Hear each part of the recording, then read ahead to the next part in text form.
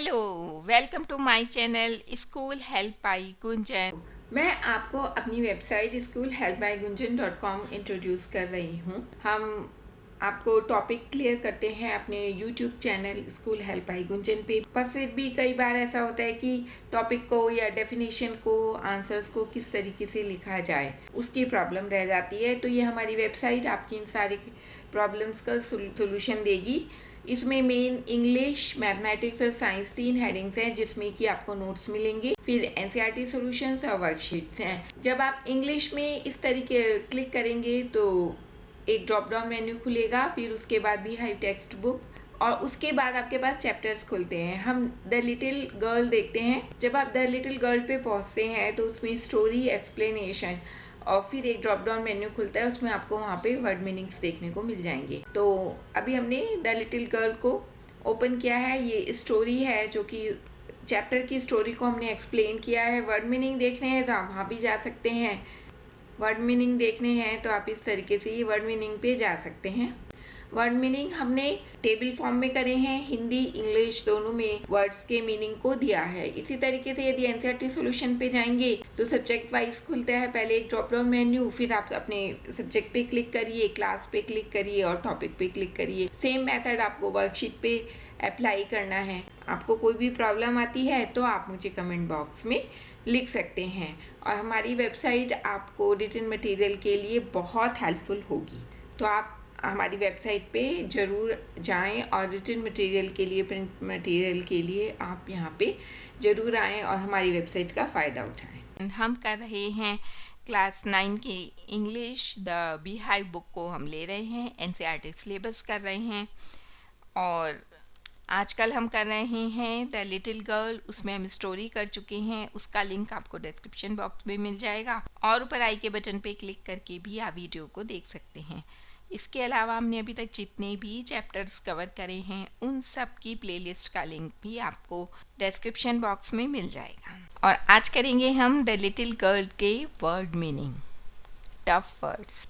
इसको हमने table form में किया है और 4 कॉलम है। सबसे पहले serial number, words, meaning in English and meaning in Hindi. तो पहला है a figure to be feared, a person to be fear, डरने वाला व्यक्ति जिसको कि डर लगता हो। कैरियज, 4 व्हील हॉर्स कार, 4 पहियों वाली घोड़ा गाड़ी, सवारी डिब्बा, उसको भी बोलते हैं carriage.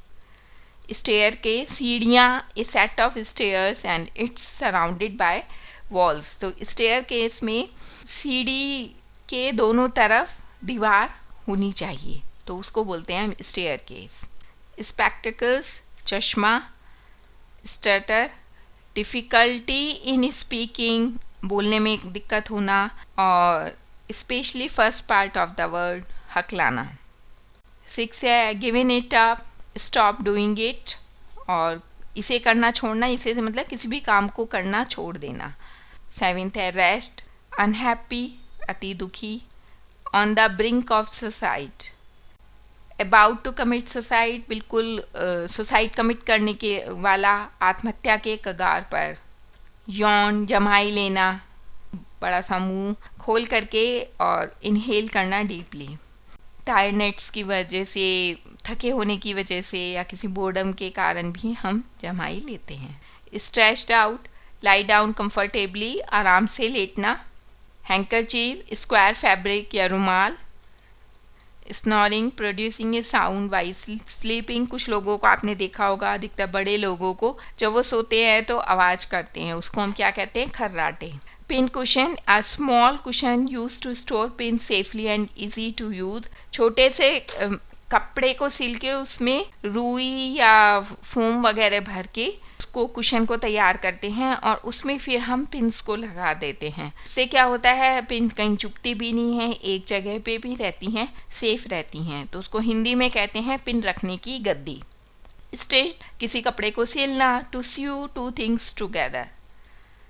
wandered into, a travel from one place to another without purpose। wandered into मतलब बस इधर उधर घूमना, खाली घूमना, बिना किसी उद्देश्य के घूमना। hue and cry, angry protest, शोरगुल करना, शोर मचाना। screamed, cry with pain, दर्द से चीखना। scrap, स्क्रैप क्या हुआ, small PCs of cloth, paper, किसी भी चीज़ के छोटे छोटे टुकड़े कर देते हैं, उसको स्क्रैप कहते हैं। साइड की कटिंग। स्टेयर्ड, किसी पे लगातार किसी को कंटिन्यूसली देखना, टकटकी लगा के देखना।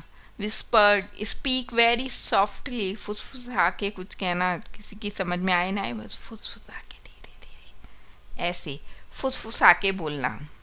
डायमंड थिंग, अनलकी थिंग, शापित thing.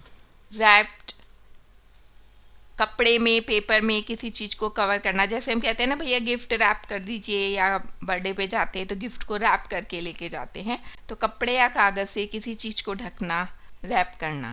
Rocking chair, a chair that can move backwards and forwards. छोटे बच्चों के आपने घोड़े देखे होंगे, उनके खेलने के, उस पे उनको बिठा देते हैं तो वो घोड़ा आगे पीछे घूमता रहता है। एक ही जगह पे घोड़ा रहता है, लेकिन वो आगे जाएगा थोड़ा सा और पीछे होगा एक ही जगह पे। यहाँ ऐसी ही चेयर आती हैं बड़ों के बैठने की, उसे बोलते हैं रॉकिंग चेयर। एक कुर्सी जो कि आगे या पीछे एक ही स्थान पर घूमती है। Clung, hold on tightly to, कस के किसी चीज को पकड़ना। सॉब्ड, वीप, रोना। टैग, एक खेल, बच्चों का खेल जिसमें वो एक दूसरे को पकड़ करके खेलते हैं। नाइटमेयर, बैड ड्रीम, बुरा सपना देखना। Butcher, person who cuts meat और एंड सेल्स इट, एक व्यक्ति जो मांस को काटता है और बेचता है। ड्रेडफुल, टेरेबल, भयानक। Tucked up, covered up nicely in bed, जैसे रजाई को या कंबल को अच्छे से बिस्तर में गद्दे के नीचे टक कर देते हैं ताकि जब हम सोएं तो रजाई इधर उधर ना भागे, तो उसी को कहा है कि टक्ड अप, अच्छी तरह से किसी को बिस्तर में लपेटना। Snuggled, moved into a warm comfortable position, अच्छी और आरामदायक स्थिति में जाना। तो इस तरीके से हमने टफ वर्ड्स के मीनिंग समझे जो कि द लिटिल गर्ल में थे। आपको कोई भी कंफ्यूजन है या प्रॉब्लम आती है तो आप मुझे कमेंट बॉक्स में लिख सकते हैं, और हमारी एजुकेशनल वेबसाइट schoolhelpbygunjan.com पे भी जा सकते हैं। वहाँ पे आपको रिटन मटेरियल मिलेगा और वर्कशीट्स मिलेंगी, एनसीईआरटी के सॉल्यूशंस भी मिलेंगे, और आपका कोई भी सजेशन है तो वो भी आप हमें कमेंट बॉक्स में लिख सकते हैं। Please like, share and subscribe my channel. Thank you.